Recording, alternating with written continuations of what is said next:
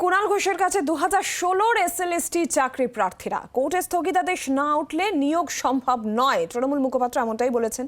আর এই প্রসঙ্গে আইনজীবী এবং সিপিআইএম নেতা বিকাশ রঞ্জন ভট্টাচার্যকে তিনি নিশানাও করেছেন এবং তিনি বলছেন যে যারা চাকরি চাই বলছেন তারাই মামলা করছেন। কিছু আইনজীবী চাকরিজীবীদের সর্বনাশ করছেন, চাকরি প্রার্থীদের সর্বনাশ করছেন, নিয়োগ নিয়ে আইনি জট তৈরি করা হচ্ছে।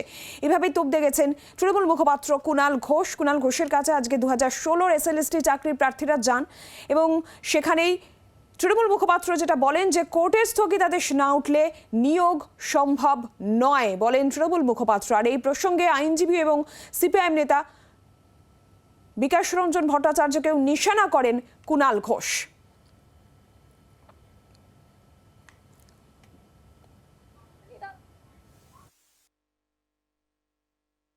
আমরা হাত জোড় করে রিকোয়েস্ট করব, গতকাল আমি আপনাদের একটা কথা বলেছিলাম যে কিছু আইনজীবী আছেন তারা দুদিকে মামলা করতে গিয়ে সর্বনাশ করে দিচ্ছেন।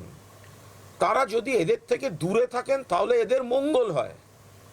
মহামান্য বিচারপতিরা এরা তো যোগ্য, এদের তো মমতা ব্যানার্জি চাকরি দিয়েছেন, তাহলে এদের ক্ষেত্রে কেন দ্রুত বিচার হয়ে ওরা নিয়োগ পাবে না? তাদের ক্ষেত্রে স্টেটা আসবে কেন? যেখানে এসএসসির আইনজীবী দাঁড়িয়ে বলে দিচ্ছেন কোর্টে যে এনারা যোগ্য উপযুক্ত, তো তাহলে কেন সেটা কোর্ট আরো সেই জায়গায় দীর্ঘসূত্রতা হবে কেন? সরাসরি আমাদের সঙ্গে রয়েছেন আমাদের প্রতিনিধি শ্রেয়সী গঙ্গোপাধ্যায়। শ্রেয়সী, এসএলএসটি চাকরি প্রার্থীরা যারা কুণাল ঘোষের কাছে গিয়েছিলেন, কুণাল ঘোষ বিকাশ রঞ্জন ভট্টাচার্য সিপিএম নেতা তথা আইনজীবী তাকে নিশানা করছেন। তিনি এটাই বলছেন যে যারা চাকরি চাইছেন তারাই মামলা করছেন এবং কিছু আইনজীবী চাকরি প্রার্থীদের সর্বনাশ করছেন। গোটা বিষয়টা একটু জানতে চাইব বিস্তারিতভাবে। দেখো, শারীরশিক্ষা এবং কর্মশিক্ষার এই সমস্ত চাকরি প্রার্থীরা তাদের কিন্তু ইতিমধ্যেই তাদের কাউন্সেলিং হয়ে গিয়েছে এবং সেক্ষেত্রে কাউন্সেলিং শুধু হয়ে যায়নি, তাদের সমস্ত কিছু একদম তাদের নিয়োগের একদম চূড়ান্ত পর্যায়ে দাঁড়িয়ে রয়েছে। কিন্তু সেই অবস্থাতে দাঁড়িয়ে দেখা যাচ্ছে যে সেক্ষেত্রে তাদের যে এই নিয়োগ, সেই নিয়োগকে ঘিরে ইতিমধ্যেই কোর্টে কেস হয়েছে এবং সেই কেসের ভিত্তিতে স্টে হয়ে গেছে। ফলে তাদের সমস্ত প্রক্রিয়া শেষ হয়ে যাওয়া সত্ত্বেও কিন্তু তারা চাকরি পাচ্ছেন না।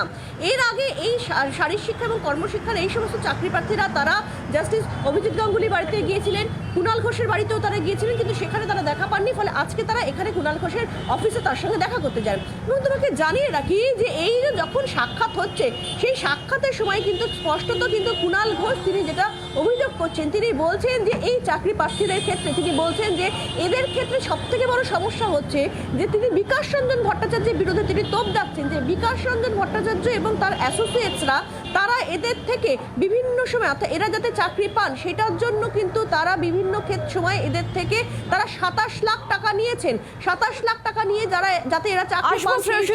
আমরা এই প্রসঙ্গে কুণাল ঘোষ ঠিক কি বলেছেন শোনাবো আপনাদের। কর্মপ্রার্থী তাদের মামলা করার সময় এক সময় 27 লক্ষ টাকা নেয়ার বক্তব্য আছে। তো তাহলে যারা গরিব ছাত্রছাত্রীদের জন্য দরদে নাকি মামলা করছেন, তাহলে পার মামলা আমি তো এখনো শুনছিলাম শারীর শিক্ষার জন্য 1,10,000 আর কর্মশিক্ষার জন্য 70,000। এই টাকাগুলো নিলেন কি করে? গরিবের নেতা, রাজনীতি হচ্ছে। 27 লক্ষ টাকা শুধু এদের কাছ থেকে এক সময় নেওয়া হয়েছে, তারপরেও তার সুরাহা হয়নি। ইন্টারেস্টিং হচ্ছে এরা তাদের ক্লায়েন্ট ছিল, আজকে এদের চাকরিটা সরকার করে দিয়েছে, এদের উল্টো দিকের লোকরা তাদের ক্লায়েন্ট হয়ে গেছে। এটা কি করে হতে পারে? এ তো অনৈতিক। শ্রেয়সী, যেমনটা আমরা শুনলাম কুণাল ঘোষ বলছেন যে টাকা নেওয়া হয়েছিল এবং পরবর্তীতে কোনো সুরাহা হয়নি। একটা সময় চাকরি প্রার্থীদের থেকে 27 লক্ষ টাকা নেওয়া হয়েছিল।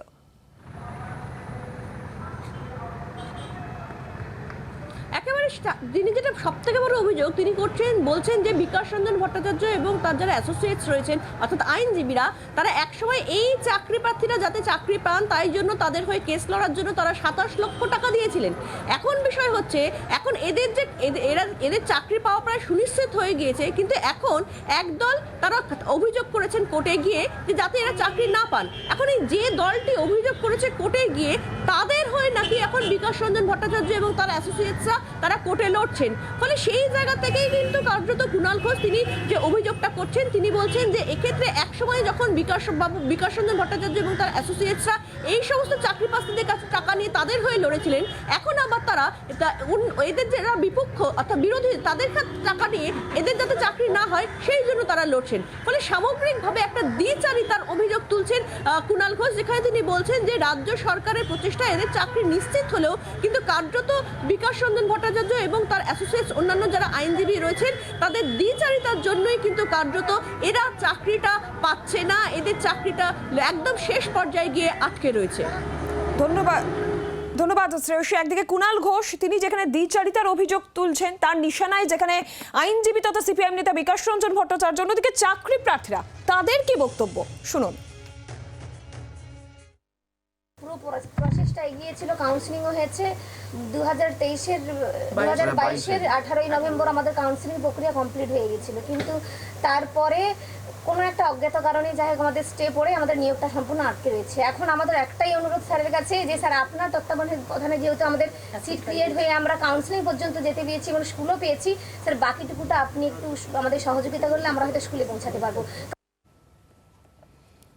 কুণাল ঘোষের কাছে 2016-র এসএলএসটি চাকরি প্রার্থীরা কোর্টে স্থগিতাদেশ না উঠলে সেই নিয়োগ সম্ভব নয়, তৃণমূল মুখপাত্র এমনটাই জানিয়েছিলেন। এরই পাশাপাশি তার নিশানায় আইনজীবী তথা সিপিআইএম নেতা বিকাশ রঞ্জন ভট্টাচার্য, এবং তাকে নিশানা করে তিনি যেটা বলেছেন, যারা চাকরি চাই বলছেন তারা মামলা করছেন, কিছু আইনজীবী চাকরি প্রার্থীদের সর্বনাশ করছেন, নিয়োগ নিয়ে আইনি জট তৈরি করা হচ্ছে, মামলার জন্য 27 লক্ষ টাকা খরচ করেছেন চাকরি প্রার্থীরা। এই তোপ দাগছেন কুণাল ঘোষ।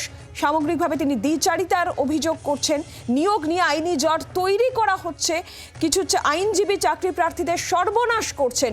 এই তোপ দেখেছেন তৃণমূল মুখপাত্র কুণাল ঘোষ। আজকে কুণাল ঘোষের কাছে এসএলএসটি 16-র এসএলএসটি চাকরি প্রার্থীরা তারা গিয়েছেন এবং সেখানেই তিনি এই মন্তব্য করেছেন, যেখানে কোর্টে স্থগিতাদেশ না উঠলে নিয়োগ সম্ভব নয় বলেন তৃণমূল মুখপাত্র। আর এই প্রসঙ্গেই বিকাশ রঞ্জন ভট্টাচার্যকে নিশানা করেন কুণাল ঘোষ এবং তিনি বলছেন যে যারা চাকরি চাইছেন তারাই মামলা করছেন, নিয়োগ নিয়ে জটিলতা, আইনি জটিলতা তৈরি করা হচ্ছে এবং কিছু আইনজীবী চাকরি প্রার্থীদের সর্বনাশ করছেন। আর একই সঙ্গে তিনি বলেন মামলার জন্য 27 লক্ষ টাকা চাকরি প্রার্থীরা ইতিমধ্যেই খরচ করেছেন। এই তোপ দেখেছেন কুণাল ঘোষ।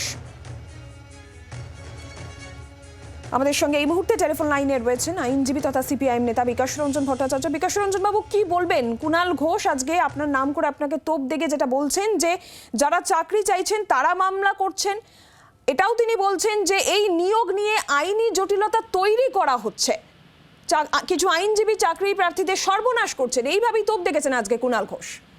আচ্ছা, কুণাল বাবু যখন জেলে ছিলেন তখন ওর হয়ে তো উকিল দাঁড়িয়েছিলেন, দাঁড়ায়নি। সেই মামলাটা কি উকিল করেছিলেন না কুণাল বাবু নিজে মামলা করিয়েছিলেন? কোনটা? জট কুণাল বাবুকে যখন গ্রেপ্তার করা হয় তখন জটটাকে উকিলরা তৈরি করেছিল না কুণাল বাবুর পিসিনা দিদি তাকে গ্রেপ্তার করেছিল? এই সাধারণ বোধ বুদ্ধিগুলো হারিয়ে গেছে, দুর্নীতি করতে করতে মস্তিষ্কটাও দুর্নীতি ডুবে আছে, তাই তারা দুর্নীতিমূলক চিন্তার বাইরে বেরোতে পারছেন না। উকিলরা কখনো জট তৈরি করে না।